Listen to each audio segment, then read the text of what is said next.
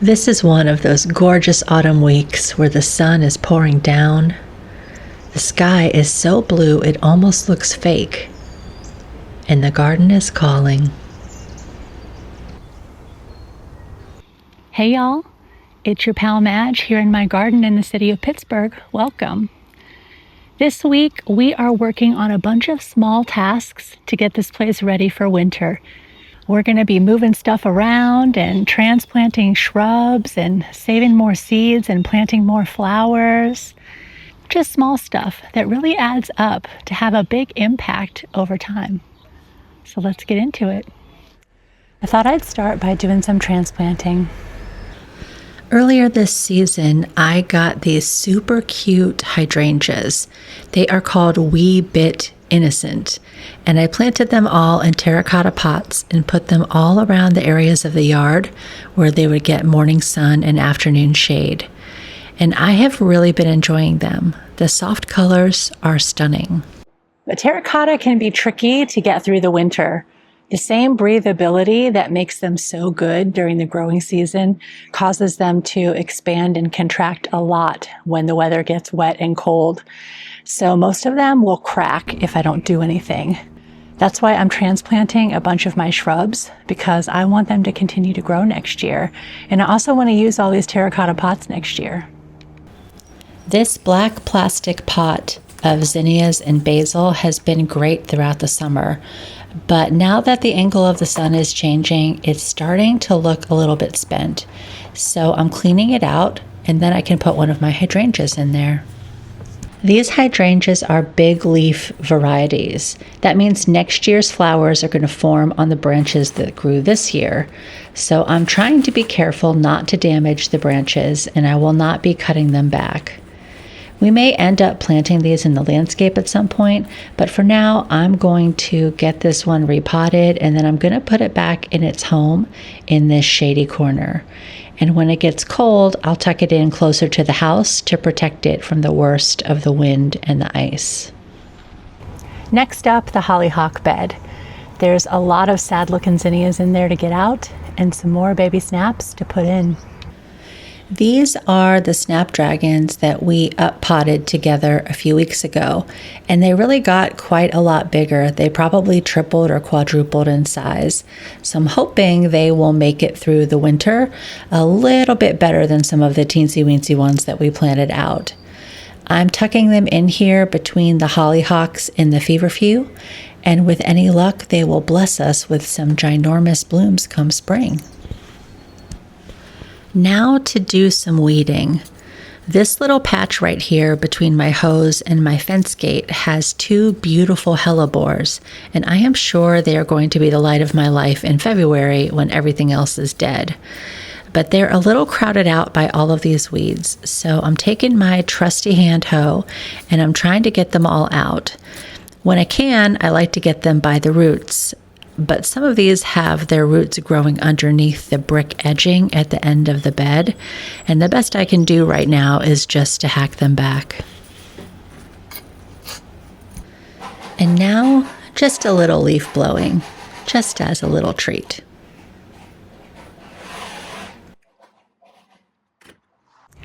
I've been so busy at work this week that really my only time to garden has been first thing in the morning before the workday gets started. So I've been getting out here a lot earlier than usual, and honestly, it's kind of magical. Look at that light.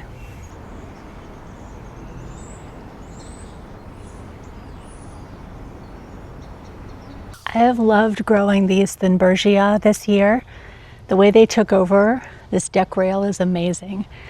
One thing about them though is that the pollinators don't seem to be very interested. I think it might be because the parts of the flower are way down in the middle, and they're not easily accessible by the bees. Now it's a good thing because we walk through here all the time and we don't get stung, but it means that saving seeds from this can be a little bit tricky.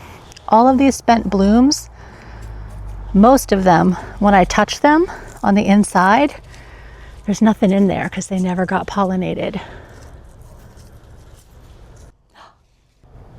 Here's one though. When I pinch this little husk of a flower, I feel something in there. And when I open it up, there is a seed pod. It's green right now, but it will dry out and turn brown. And eventually, if I just left it on the plant, the pod would actually explode and throw the seeds everywhere.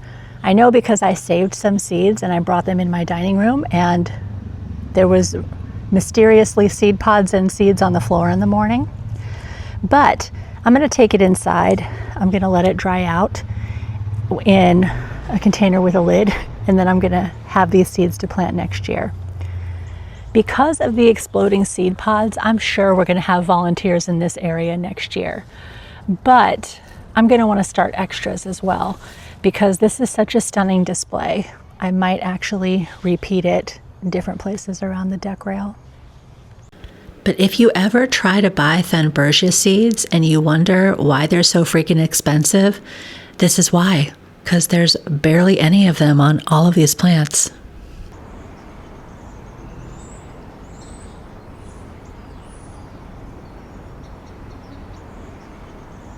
This season, I grew several roses in pots up on the deck, and that was really fun, and they did pretty well. They arrived like this big, and you can see in both of these gray pots now, they're much larger. This is the Princess Charlene de Monaco, and this is the Honey Dijon. They're both getting pretty big, and I think they're going to be happier if they can stretch their roots out in the soil. So we moved them down off the deck and put them over here to sort of audition this as a position for them, make sure they look happy, and in a couple of weeks, if they're looking good, we will plant them right in the earth. What's this? A sawfly larva? I don't think so, honey. I know I talked a lot of trash about this terracotta bed, but I'm actually thinking about getting 2 more and lining them up all along this fence, because I love the height they bring to the garden. They really raise those flowers up so they fill that fence wall.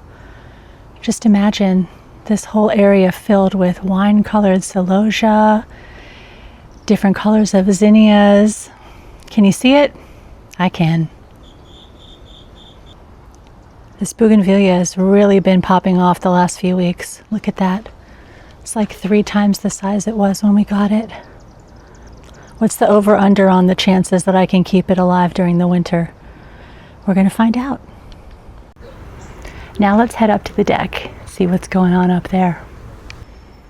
When you look at these snapdragons compared to these snapdragons, you can really see quite a difference.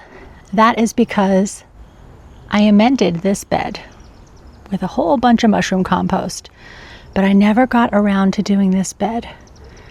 We're going to fix that today. I have had a little bit of a learning curve with these beds this season. When we first planted them out in early spring, everything did amazing. But over the course of the season, the fact that we filled the bottom half with straw and wood really contributed to this soil level dropping and the nutrition available to the plants dropping as well. So as the season's gone on, stuff has done less and less well. Next season, if I'm able to fill these completely up with some really good organic material, I think we can have things thrive all the way from spring until fall. And I'm also thinking about what I'm going to plant in these guys next year. I loved the Lisianthus so much. I think I'm going to grow a whole bed of them. And I think I'm going to do a bed of snapdragons. And then the third bed will be a bunch of random spring planted flowers like larkspur, phlox, nigella, cute stuff like that. And as we talked about last week, I'm going to make sure I have more seedlings ready to go so that when stuff starts not doing so well, I can just rip it out, throw some more compost in the bed, and keep going. I'm really excited to be learning all of this. As you guys know, this is my first season with my very own garden, my first season really doing anything to protect and improve the health of my soil. And I'm learning a ton, and I truly can't wait to apply all the lessons learned next year.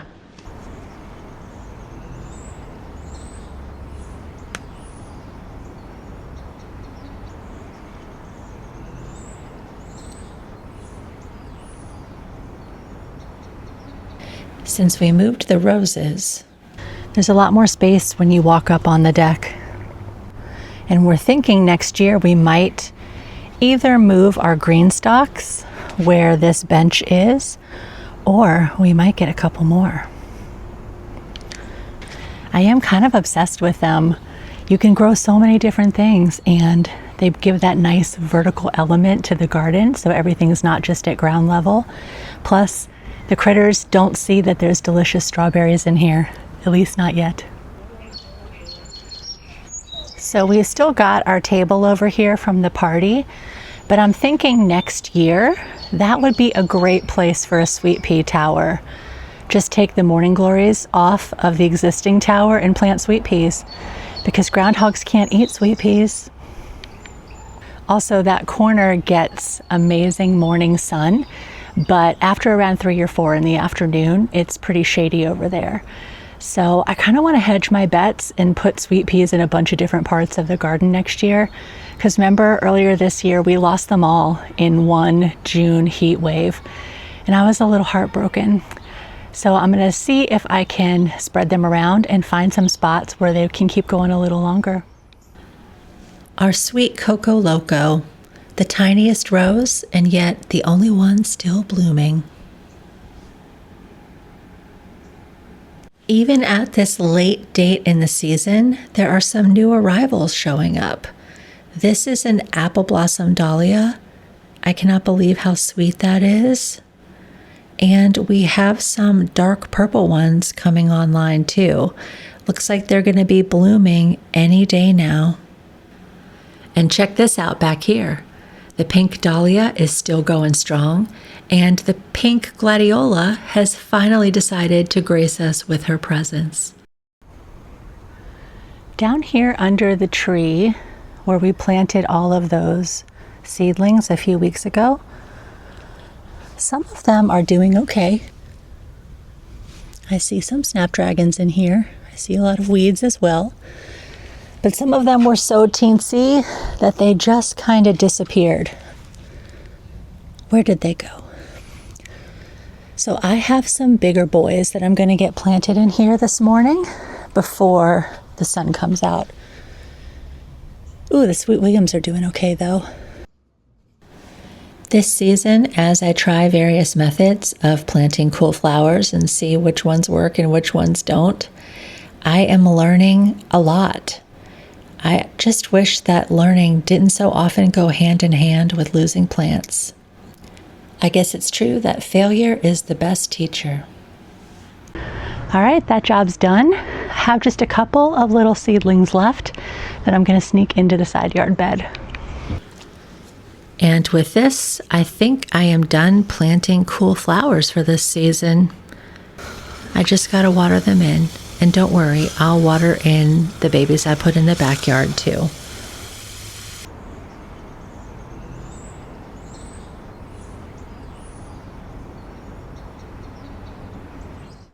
We had a random cold snap in August, but since then, honestly, the weather has been, couldn't be better. And we're not even supposed to get freezing temperatures really until November, which makes me happy because I still have a lot to do to get this place ready for the winter. I have more hydrangeas and some nepitas to get transplanted. I have to get a bunch of these plants in my house, so that means cleaning them off, make sure there's no bugs, and also figuring out where I'm going to put them. Oh yeah, and we have to plant those roses in the ground. So it's going to be a busy month around here, and I hope that you will follow along to see how we manage the transition to the winter season, and also how I manage myself through the winter season, because I don't know what I'm going to do without my flowers, but I do have some ideas. So go ahead and subscribe if you're interested in seeing how that all goes down. And in the meantime, let's look at some of the flowers that we got to pick and enjoy this week. This cutie's got a strawberry blonde sunflower, dahlias, buckwheat, basil, cosmos, celosia, snapdragons, zinnias, a little bit of everything. You can really see all the textures from this angle and all the various shades of pink and peach and little pops of yellow and red and purple. It's somehow feeling princessy and autumnal. I went a little bit more monochromatic with this one. There's a ton of different orange zinnias and some feverfew and basil and dahlias. And look, there's one fluffy Goldilocks sunflower coming around. So cute. She's really catching that glorious morning sunshine here. And look at this little dreamboat. We've got some fuchsia snaps, some peachy zinnias, some celosia, and these very chubby lavender lisianthus snuggled up in amongst some dark purple basil. It doesn't get much better than that, and I'm really glad I have video of this so that I can bring this up and look at it in the months of December through March when it is always brown and gray and cold in Pittsburgh. I can look at this video and remember, yes, there will be flowers again. Oh, and I wanted to show you, do you remember that fishbone cactus that we repotted together a couple weeks ago? She threw out a flower, so we must be doing something right. Have a great week, my friends. I will look forward to seeing you in the next one. Bye for now.